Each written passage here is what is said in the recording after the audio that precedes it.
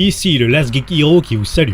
Mes amis, l'heure est au bilan, et l'envie de dresser une liste des films qui m'ont le plus marqué cette année me titillait. Mais comment présenter cela à mes internautes? Une illustration ou une vidéo? Et là je me suis dit, pourquoi pas les deux?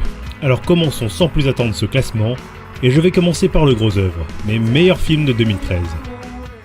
Bon, en toute objectivité et sans mauvaise foi, ou alors un tout petit peu, aucun film, je dis bien aucun des films sortis cette année n'était en mesure de concurrencer l'œuvre d'Alfonso Cuarón. Le réalisateur embrasse à bras-le-corps son sujet, autant d'un point de vue scénique, artistique, technologique et scénaristique pour les transposer dans des sphères encore jamais atteintes. Jouant constamment sur un découpage inédit, utilisant des faux raccords volontaires, confrontant l'intimité de son personnage principal au vide spatial, Cuarón et son équipe nous livrent le cinéma de demain, comme le prophétisait la horde de réalisateurs qui avaient vu le film. Bref, lorsque vous aurez passé 1h30 de galère avec le personnage de Sandra Bullock, vous ressortirez vidé, mais grandi par cette expérience cinématographique incomparable.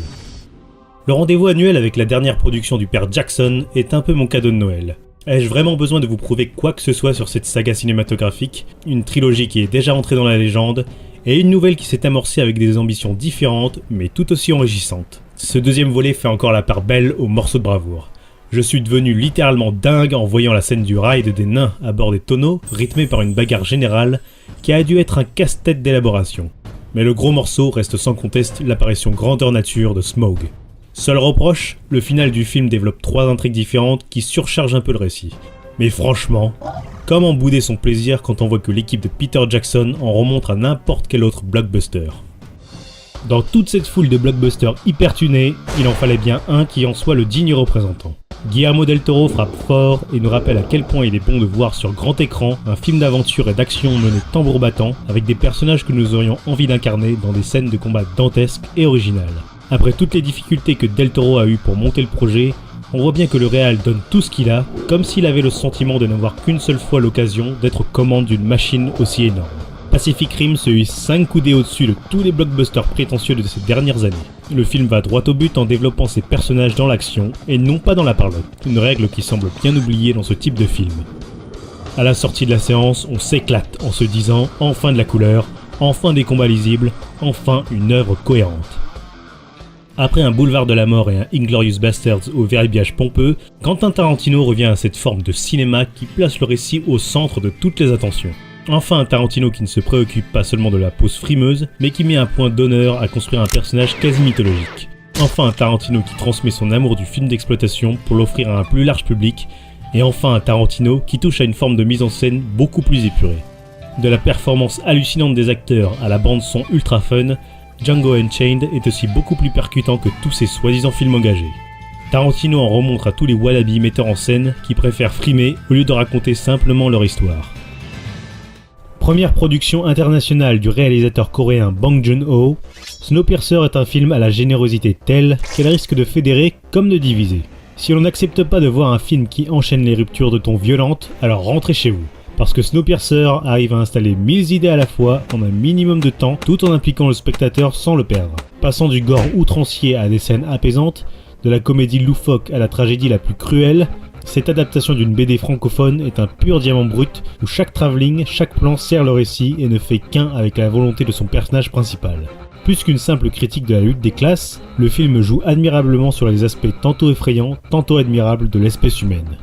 Dans la famille des projets les plus barrés, je demande Cloud Atlas.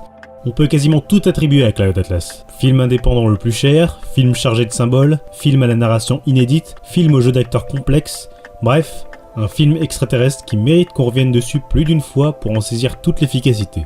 Chose remarquable, la narration nous fait passer d'une époque à une autre, d'un personnage référent à un autre, sans que l'on ne perde une seule trace du récit. Un exploit qui provient d'un scénario et d'un montage quasi mathématique, emporté par une symphonie qui donne tout son rythme au film. C'est clair, Cloud Atlas est un objet filmique qui va certainement prendre de l'ampleur au fil du temps, qui tôt ou tard sera considéré comme un film évident. Si on vous disait qu'un film arrive à condenser la comédie douce amère, le film d'invasion extraterrestre, le film post-apocalyptique, des références à Jackie Chan tout en invoquant les légendes arthuriennes, vous me direz que c'est impossible. Pourtant, Edgar Wright l'a fait. Pas frileux pour un sou, il n'hésite pas à conclure sa trilogie Cornetto de la manière la plus folle. Véritable bilan de carrière pour lui et ses potes Simon Pegg et Nick Frost, le réalisateur dresse un état des lieux de leur parcours. De la série Spaced, où ils se sont rencontrés aux productions plus calibrées, The World's End est un film 100% geek, déjanté et qui se savoure sans modération. Personnellement, j'ai hâte de voir ce que Wright nous prépare pour ses futures productions avec Marvel, l'adaptation du comics Ant-Man. Et enfin, on finit cette partie du classement par un film qui continue à nous faire croire à la puissance de l'imaginaire. Le génial Sam Raimi s'attaque à ce monument de la culture américaine qu'est Oz, en signant rien de moins qu'un des meilleurs films pour enfants de cette année. Nous faisant partager sa passion dévorante pour tous les genres cinématographiques, il y convoquera le conte, le film d'horreur, le cartoon, le film de cap et d'épée et même le cinéma est-européen. Le monde fantastique d'Oz lui permettra aussi d'exploiter la 3D d'une manière dynamique et quasi interactive, créant toute une profondeur de champ sous une explosion de couleurs qui enchante la vue. Pour les fans de base, Sam the Man est en grande forme et réussit ses collaborations avec Disney. Passons maintenant au classement des meilleures surprises. En premier lieu, Pain and Gain de Michael Bay, pour qui je voue un culte pervers et sans concession. On savait bien que derrière cette carapace de réalisateur bas du front se cachait un artiste plus posé. Bay prend un malin plaisir à railler une certaine culture américaine en utilisant ses tics de mise en scène à des fins plus pertinentes. Tous les acteurs semblent se donner à cœur joie, la palme revenant à The Rock dans le rôle de la brute au cœur tendre. Pain and Gain devient sans conteste le meilleur film de Mr. Bay, une comédie acide complètement déjantée à ne pas manquer. Cette année marquait la 3e édition du Paris International Fantastic Film Festival, ou PIF pour les intimes.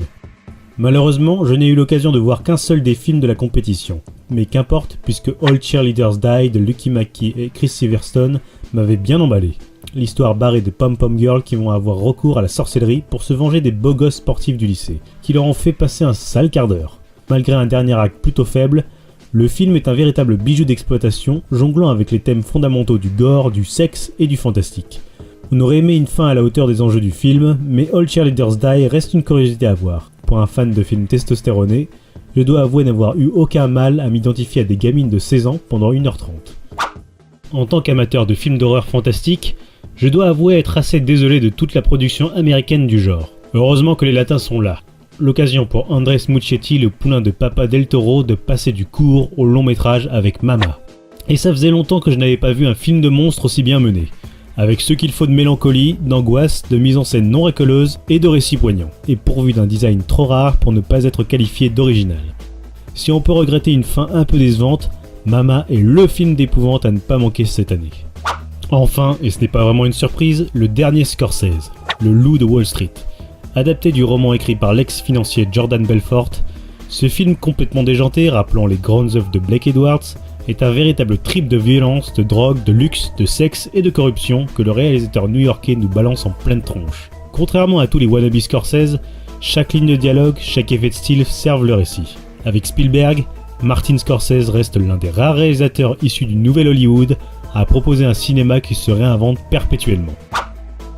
Comme la vie est faite de haut et de bas, certains films que j'attendais tout particulièrement m'ont vraiment déçu. Et en première ligne, Elysium de Neil Blomkamp. S'il y avait bien un film de SF que j'attendais, c'était bien celui-là.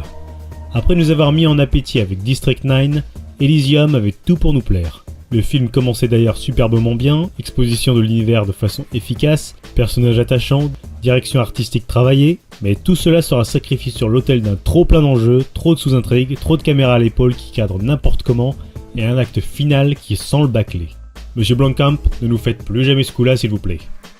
Autre univers de science-fiction que j'adore particulièrement, Riddick, de David Towie. C'était le petit film de SF qui devait en remontrer à certains, mêlant le post-apocalyptique avec une des figures les plus badass de ces dernières années. Au lieu de ça, nous avons un film grossier, au dialogue lourdingue, à la photo dégueulasse, et au scénario qui ne sait plus à quel sein se vouer. Non, franchement, quand on sait que les initiateurs de la saga ne souffraient d'aucune pression durant le tournage, on se demande comment on en est arrivé à un tel gâchis.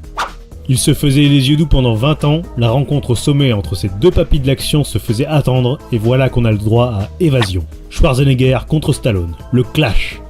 Et une honte sans nom où nos deux ex-stars d'action préfèrent discuter pendant tout le film et s'envoyer deux patates molles dans un scénario prétexte qui les font passer pour des génies de l'évasion. Tout ce que l'on demandait, c'était un film bourrin, fun et décomplexé, avec des punchlines bien placées, à croire que c'était trop en demander. Si vous voulez piquer un roupillon, voilà le film tout indiqué. Et enfin, Iron Man 3. J'avais de l'espoir pour ce film qui ne m'attirait uniquement par la venue de son réalisateur, Shane Black. Pourtant, il nous a prouvé qu'il était à l'aise avec les personnages de losers borderline, consommateurs d'alcool et d'excès en tout genre. Mais l'ombre de Disney Marvel est plus grande que lui, et Black n'a jamais vraiment eu le dernier mot sur ses créations. Iron Man 3 reste dans la lignée des autres épisodes de la saga, cynique et sans réelles ambitions. Encore une énième aventure de la franchise Avengers qui commence de plus en plus à me consterner. Et pour finir cette liste, le pire du pire. Le film modèle des blockbusters foireux et ultra calibré. Man of Steel.